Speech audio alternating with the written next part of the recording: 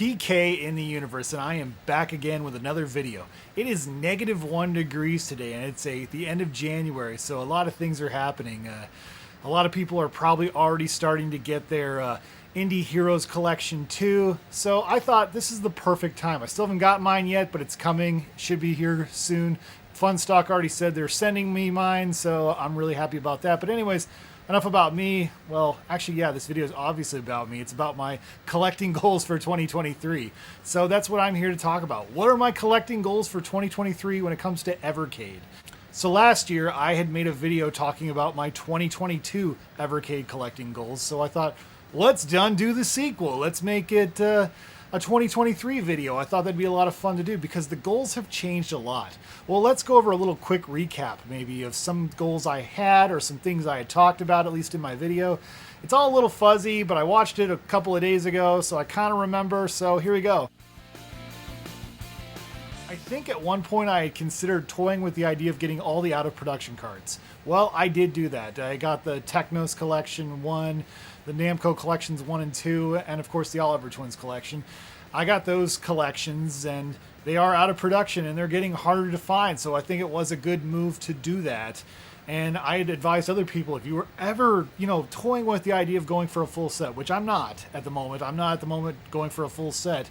If you don't ever want that door to be shut and to overpay for Evercade cards, yeah, maybe getting those 4 out of production cards is the way to go. And recently in my last video, of course, I talked about some speculation on what Evercade cards I think may go out of production. And a lot of people had some really interesting replies.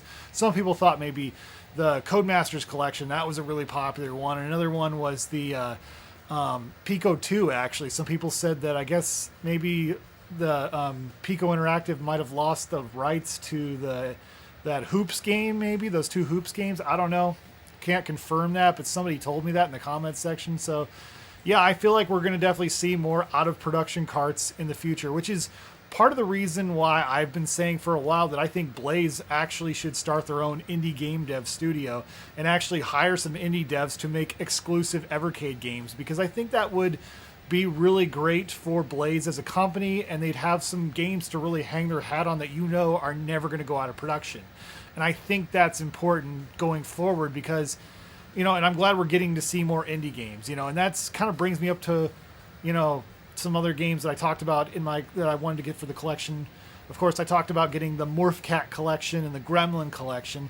Morph Cat collection, of course, is an indie collection. Now, I've changed my stance on wanting to get that collection. And the reason is, well, quite frankly, there's only one game that I really wanted to get, and that's Micro Mages.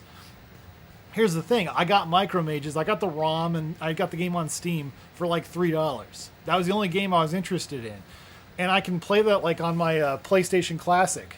So, and the other games I think that are on that collection are like name your own price on itch.io, or they're just straight up demos. So theoretically, I could curate for myself the entire Morph Cat collection right on my PS Classic. So I get that Evercade's all about affordability and discoverability, but if I already had the funds to buy all those games and I've already discovered them, what is the point of owning that collection for me? Yes, you could say for just the collectability.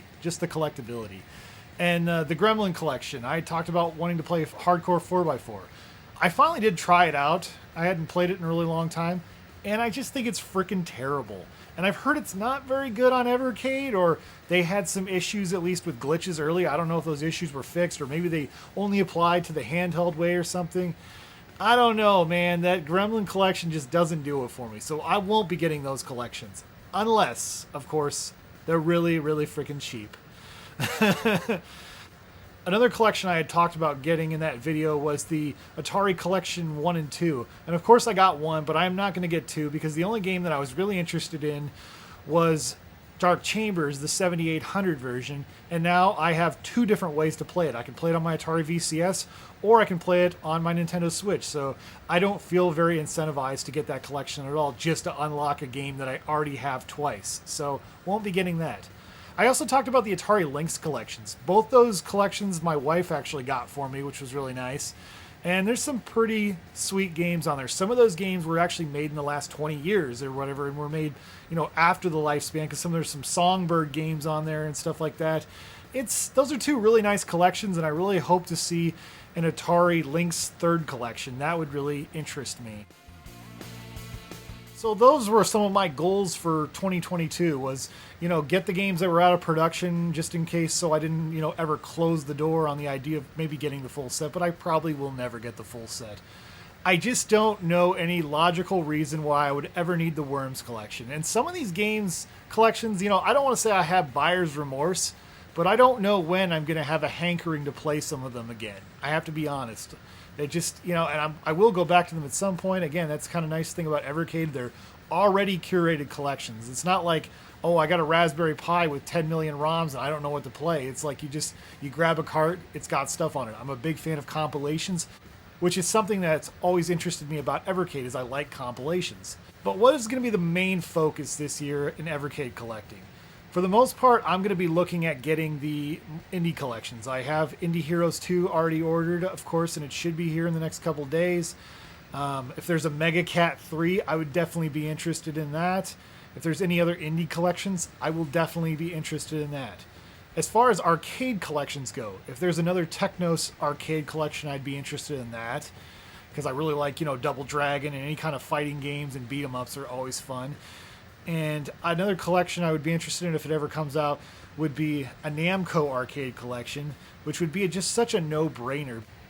Because, of course, you can't play Namco 1 and 2 on the VS. It can only be played on the handheld and the EXP, of course. So it makes a lot of sense that it would be great if we could play some Namco games on the VS and not have to, do dubious things. Like I know people have used, like, I guess an EverSD or something, I can't remember, to hack their carts or something. I don't know much about that. I'm sure that's been patched at this point now. That was so long ago. The other thing, I guess, what would interest me is if the games were really, really cheap. I'm talking like a while back, Castlemania had some sales where there was like $10 Evercade carts or whatever, and I got a few games. I got Pico 2, and I got Mega Cat 2, and I've told that story. I think you guys, if you follow me long enough, you know the story behind those cartridges, which was really interesting, and led to some drama. But we're way past that, I think, at this point. And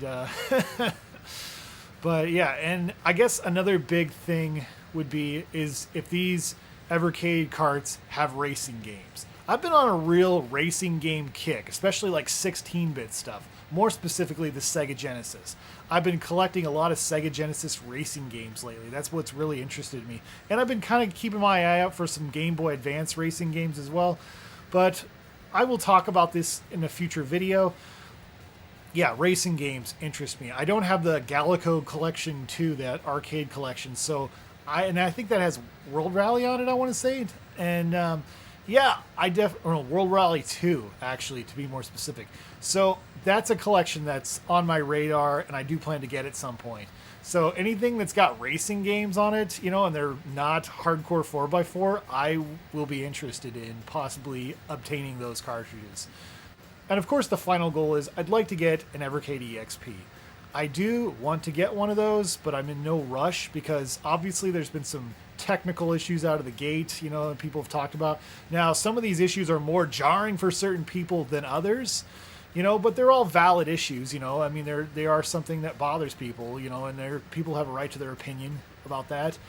And I'm hoping Blaze continues to keep patching and updating and fixing all these minor little problems. And some of those problems are more minor than others, obviously, but yeah, if it's got racing games on it, definitely that's my big thing, is I've been really into racing games lately.